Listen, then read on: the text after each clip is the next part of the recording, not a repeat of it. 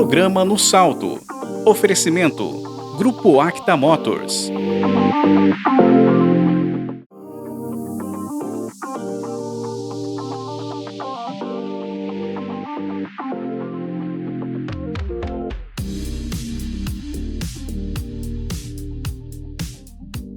Olá, boa tarde, meu amigo, minha amiga, você internauta que nos segue na rede social, que sempre está mandando pautas. Muito obrigada, é uma honra tê-lo conosco lá no meu Instagram, no YouTube, vendo os nossos vídeos. E eu tenho aqui hoje, na nossa bancada, aqui de comentarista comigo, meu amigo Paulo Schiff, jornalista. Ele é o âncora do jornal Opinião, também está à frente na Jovem Pan, do Jornal da Manhã da Jovem Pan.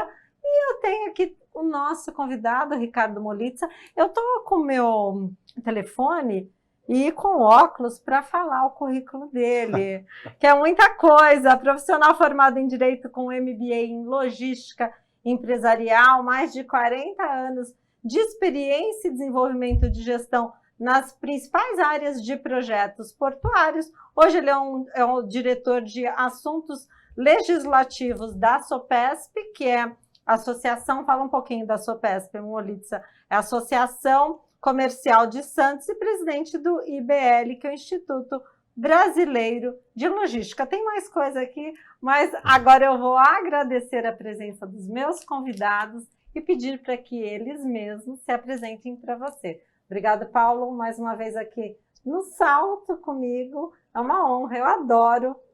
A gente sempre, de vez em quando a gente briga, né? Aqui no Salto nós nunca brigamos, só lá no Jornal Opinião, mas é bem pouquinho.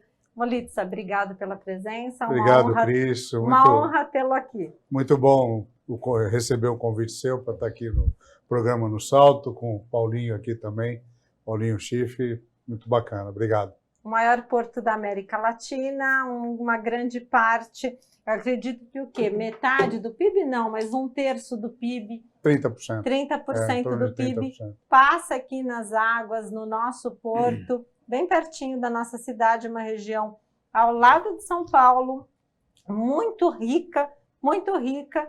E qual é o que você tem que o que você pode me dizer de transformação, de desenvolvimento que hoje as operadoras do Porto de Santos vão entregar para esse grande novo porto que vai nascer aí com o desenvolvimento do Porto Valongo, trazendo turista? As operadoras estão participando disso ou não? Na verdade, sim, Cris. Essa grande mudança começou em 1993, né, com a Lei de Modernização dos Portos, que foi quando se começou a trazer iniciativa privada, né, fazendo concessões dos terminais, e aí começou o grande desenvolvimento, o grande investimento privado no porto, né? Isso vem ao longo desses últimos 30 anos, né? E assim, os operadores, os arrendatários, não param de investir, porque às vezes a gente pensa, né? Bom, um concorre com o outro ali do lado do porto. Na verdade, não é isso. Na verdade, eles concorrem com outros portos, com outras condições. Então, a competitividade, a eficiência tem que ser sempre mantida. E com o evento da tecnologia, que vem cada vez sendo mais aplicada, os investimentos não param, porque ele precisa dessa competitividade para se manter vivo dentro de um mercado que é extremamente competitivo, né? Agora, essa novidade do Valongo, finalmente, né, nós vamos ter uma solução para aquela área ali.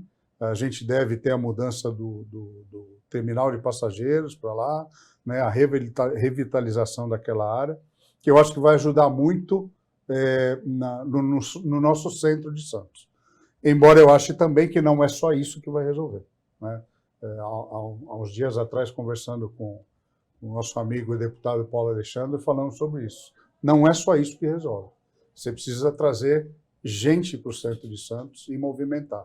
E não vai ser só a área do Valongo, eu acho que tem uma série de outras ações que precisam ser tomadas para a gente realmente trazer esse movimento e essa volta do desenvolvimento para o centro de Santos, que está tão abandonado hoje, vamos dizer assim, né? Do ponto de vista comercial e do ponto de vista de participação, né? Paulo, a gente já falou sobre isso no jornal algumas vezes, eu sou a favor de privatizar tudo, essa é a minha opinião sobre a maneira como eu vejo a gestão dos negócios privados e públicos no Brasil. E eu, Cris Aragoni, gostaria que privatizasse tudo. E a privatização do Porto? Qual a sua opinião? Então, tem privatizações que dão certo. A da telefonia, por exemplo, é muito clara. A gente, antes da privatização da telefonia, a gente pagava ágio para ter um telefone fixo. Sim. Hoje, todo mundo tem um telefone celular, 2 telefones celulares. O número de telefones celulares circulando no Brasil é maior que o da população brasileira. Então, foi um investimento que deu certo. Tem 4, 5 operadoras competindo, modelo bem-sucedido. A privatização da operação portuária é super bem sucedida. Também em números é muito claro. O Molitsas deve conhecer mais que eu. Mas em 93, quando a operação portuária foi privatizada, era muito necessária, porque o governo federal não tinha os recursos necessários para o investimento, para a modernização que o Porto precisava, o Porto de Santos não movimentava 40 milhões de toneladas por ano naquela época.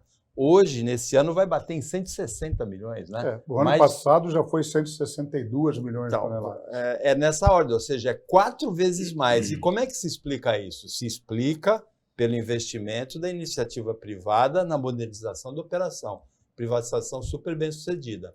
Já a privatização da concessão de distribuição de energia elétrica no Brasil, a gente viu a tragédia que foi em São Paulo agora, com uma multinacional italiana, a Enel, que não consegue dar conta das obrigações que tinha. Então, em relação à privatização da Sabesp, por exemplo, que é uma empresa que dá certo, eu tenho muitas dúvidas. Eu, se fosse o governador, não privatizaria a Sabesp. Agora, no Porto e na telefonia, sem nenhuma dúvida, muito bem. Agora, a preocupação que eu tenho, que o Molitsas deve ter também hoje, é que o sistema de acesso ao Porto, que é o sistema de acesso a todas as cidades do litoral também, Tamoios, Manoel da Nóbrega, Domênico Rangoni, Rio Santos, Sistema Anchieta Imigrantes, está totalmente colapsado, acabou. Completamente, a gente recebe entre 13 e 15 mil caminhões todos os dias aqui, e isso vai parar no verão. Ficou claro no feriado de outubro, no feriado de 2 de novembro. Agora ficou muito claro que a gente está à beira do colapso completo. E também tem o sistema de balsas, também colapsado entre São Sebastião e Ilhabela e também entre Santos e Guarujá. Há muito tempo não se faz nada. A única obra que teve a pista de descida da Imigrantes, por onde não descem caminhões, e o Rodoanel. Não tem ferroanel, não teve investimento em rodovia. O governador Geraldo Alckmin arquivou um projeto de parceria público-privada que vinha pelo Rodoanel até a margem esquerda do Porto de Santos, e a gente está à beira de um colapso. É uma ameaça para o Porto, e eu sei que os empresários e a direção da autoridade portuária têm isso claro como preocupação. Molitsa, quantos operadores, qual o faturamento do Porto? O faturamento do Porto, eu não vou saber 30% de exatamente da 3 tri. Porque aí você está ligado também, o faturamento do Porto é serviço que os operadores portuários pagam, né? O faturamento dos operadores portuários, eu não tenho esse número para te dizer, até porque há muitas empresas que são particulares não divulgam esses números. Agora, isso que Paulinho falou aqui com relação aos acessos é um fato. O Sopesp trata disso há mais de 2 anos já, que a gente vem falando sobre isso, chamando a atenção para isso, né? A gente tem a relação dos acessos ao porto, acesso aquaviário, acesso rodoviário, o ferroviário já está endereçado, mas ainda depende dos investimentos para dobrar a capacidade. Agora, a gente tem um problema sério hoje, que é a ligação Planalto-Baixada. Nós estamos falando da ligação, tirando os outros que o Paulo mencionou aqui, mas a ligação Planalto-Baixada liga o maior equipamento de logística do Hemisfério Sul com o maior PIB do Brasil. Com os dois maiores, né? Grande dois São maiores. Paulo e interior de Sim, São Paulo é. e Centro-Oeste também. Essa né? ligação. Então, veja, e não é uma solução rápida. A partir do momento da decisão do que fazer, é de 7 a 10 anos para acontecer. Então, o que se cobra muito hoje é a decisão do que fazer. Nós temos duas alternativas apresentadas, que é mais uma via do sistema Schengen de imigrantes, ou a via verde, que é a que liga Suzano na Cônigo do Comênico Rangoni. Essa que o aqui Alckmin embaixo. arquivou, Exatamente. engavetou, né? Mas existe o projeto. Agora, assim, na minha opinião, cabem as duas. Porque nós precisamos de uma solução mais rápida, né? Que tenha um tempo menor o Tarcísio tirou da gaveta, né, esse ele projeto. tirou da gaveta. porque precisa, mas efetivamente a gente não tem a decisão ainda. Isso preocupa muito. Ô, Molitsa, em termos de infraestrutura, modernidade, equipamentos, a gente não tem estrada. Então, a gente está longe de chineses e americanos. Não temos estrada, não temos ferrovia. Mas o equipamento porto, você esteve agora em Singapura. Quantos anos nós estamos atrás? Assim, Cris, vamos dizer pelo lado da produtividade do porto. Tá. O Porto de Santos em produtividade não deve para porto nenhum do mundo. Certo. Tá? A questão hoje que se discute, e eu vi isso agora na viagem em Singapura, nós temos um terminal da PSA que está sendo, eles vão mudar um terminal de lugar, eles movimentam hoje 37 milhões de contêineres por ano, e eles estão mudando para uma outra área, mais afastado da cidade, porque precisam daquela área para desenvolvimento da cidade. 37 milhões é a movimentação do porto todo? Ou de uma empresa? Não, era um porto de Singapura, tá? Que é o segundo maior porto em movimento do mundo. Tá? Eles estão mudando para uma outra área que vai duplicar essa capacidade, vai para 67 milhões de contêineres. Eles estão fazendo um porto que vai ser 100% automatizado. Ou seja, você não tem uma pessoa lá na operação trabalhando. Os caminhões são os AGVs, que eles chamam, os equipamentos, eles têm uma inteligência de operação, embora ele não dispense o operador.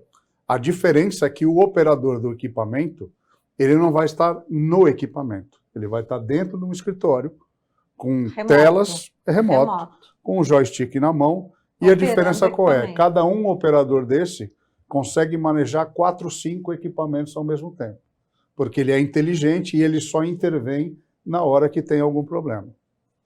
E aí, nessa mesma viagem, nós estivemos na Malásia, que fica do lado de Singapura. Só te interrompendo, o maior porto do mundo é Xangai, é isso? O maior porto do mundo é Xangai.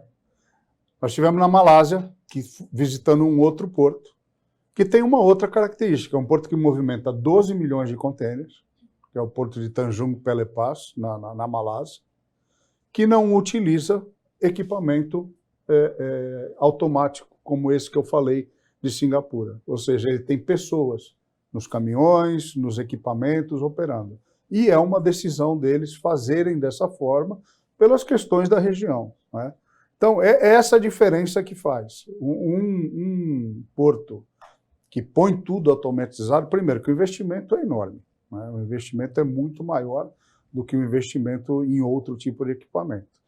Mas é tudo uma questão de fechar a conta no final, né? E em Singapura, além disso, eles têm a falta da mão de obra.